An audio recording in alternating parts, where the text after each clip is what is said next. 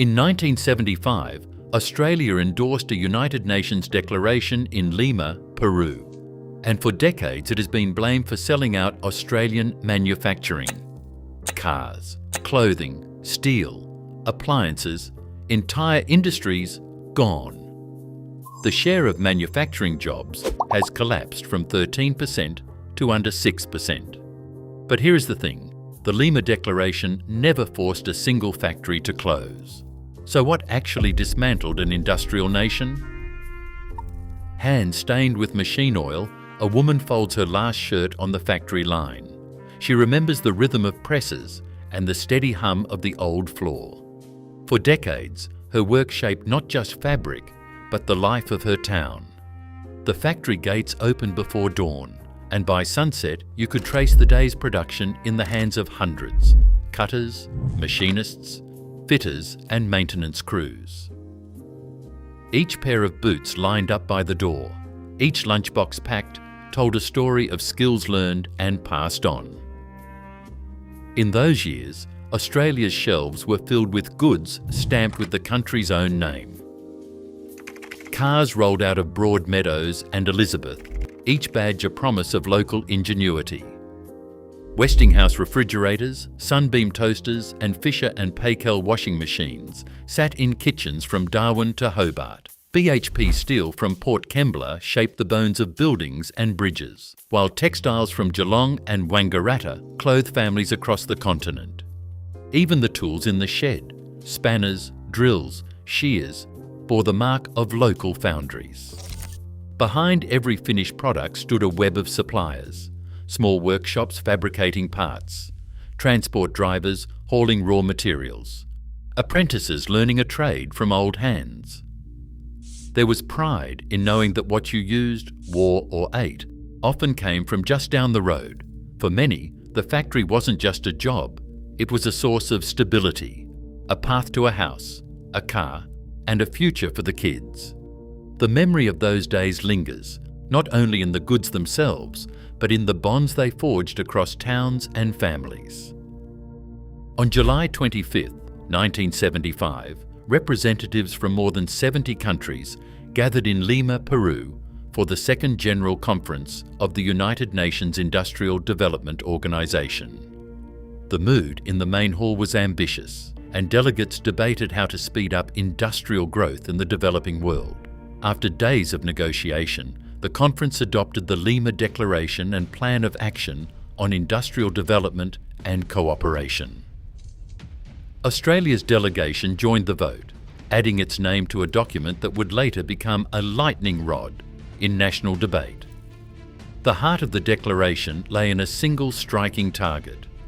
Developing countries shall, by the year 2000, increase the share of industrial output in their gross national product to at least 25%, through the establishment of basic and integral industries and the promotion of small-scale and rural enterprises.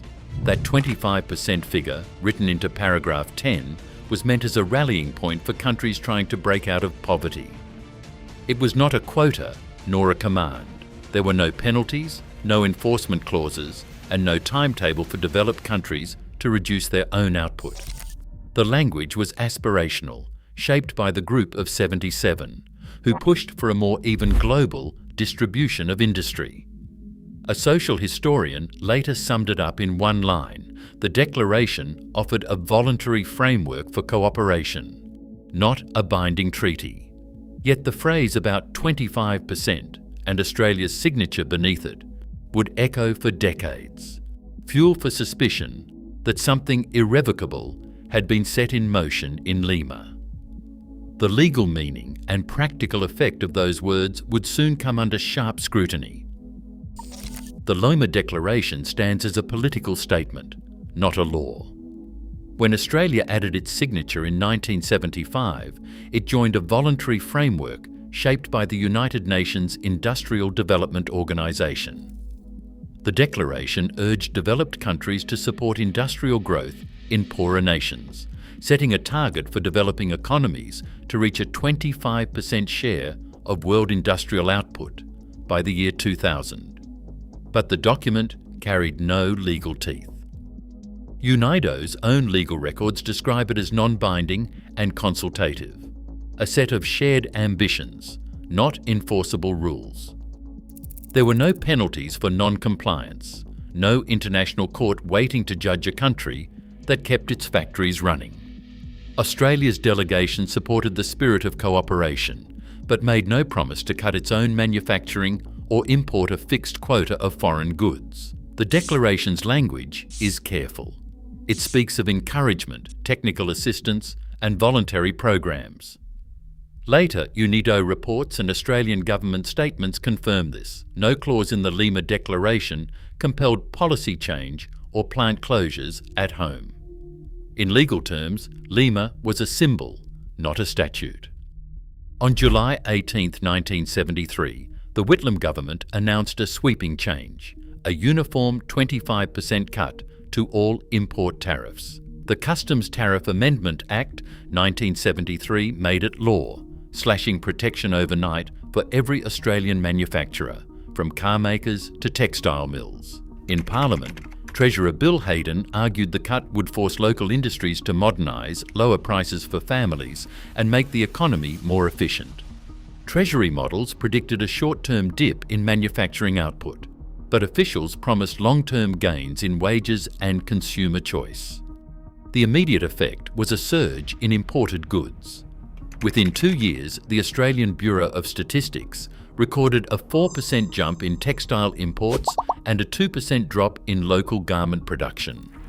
For some factories, the new competition proved too much. The policy direction continued through the 1980s and the 1990s as successive governments, first Fraser, then Hawke and Keating, phased down tariffs even further, floated the dollar and dismantled import licensing. Economists and policymakers of the era defended these moves as necessary steps to bring Australia in line with global markets. Legislation like the Tariff Reduction Industry Act, 1979, and the Industrial Development Tariff. Busters Act 1990 mapped a path away from protection. Each reform was debated, justified and measured in Hansard and Treasury reports. The rationale was clear: open the economy, boost productivity, and trust that Australian industry could adapt. But for many, the reality on the ground was far more complicated. A union leader stands outside shuttered gates, recalling the day the machines fell silent. For decades, he watched generations clock in, each learning skills that built not just products, but a way of life. When the closures began, it was not just a loss of wages, it was the unravelling of entire communities. Apprenticeships vanished. Trades that once filled the town, including boilermakers, machinists and fitters, became rare. The local supplier who made metal brackets, the truck driver who hauled finished goods, even the bakery that fed the morning shift, all felt the impact ripple outward. Numbers bear out what workers and families lived through. In 1994, manufacturing accounted for 13.3% of all filled jobs in Australia. By 2024, that figure had fallen to just 5.9%. The Australian Bureau of Statistics puts the loss at more than 420,000 jobs over 30 years. A workforce the size of a regional city, gone. Each percentage point lost meant thousands of skilled hands left idle, and knowledge built over lifetimes fading from the national memory. Works managers remember the final weeks. Orders dried up, production lines were stripped for parts, and skilled tradespeople were forced to retrain or move away. The closures were not isolated. They formed a pattern visible in Australian Bureau of Statistics tables, echoed in every town where the factory floor once set the daily rhythm. The numbers tell a story of erosion, not just of jobs, but of the expertise and pride that once defined Australian manufacturing. Blame often finds a symbol, and for many Australians, the Lima Declaration became just that.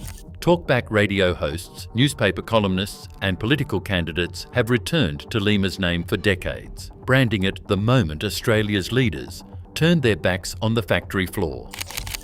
Headlines in the late 1990s and the early 2000s warned of a United Nations deal that sold out our jobs, while social media threads today echo claims that the 1975 agreement forced a 30% cut to local manufacturing. In reality, the Declaration's language never carried legal weight, yet its timing and the secrecy of international diplomacy made it a lightning rod for public anger as factories closed and imports surged. A historian puts it plainly: Lima became the scapegoat because it gave a name and a date to something much larger, the end of the old Australian promise that what you bought was made by your neighbours. As the shelves filled with imported goods, the difference was felt in daily life. The old Sunbeam toaster, built in Sydney, could be fixed with a new element from the corner store. Its replacement, imported from overseas, was sealed shut and cheaper to replace than repair. Washing machines that once lasted decades now ended up at the tip within a few years. The shift was more than economic. It shaped habits, eroded skills, and left many Australians feeling that durability and self-reliance had been traded for convenience and disposability. For some, the Lima Declaration stands as a symbol of lost control, a story repeated in editorials, union speeches, and community meetings. But beneath the myth, the deeper change was a move toward dependency, an import age where the badge on the box no longer told the story of local hands. Today, less than 6% of Australian jobs remain in manufacturing, a shift shaped far more by decades of domestic policy than by any UN declaration. The real question now is, how much control do we have over what we make and what we lose next? Share your thoughts below.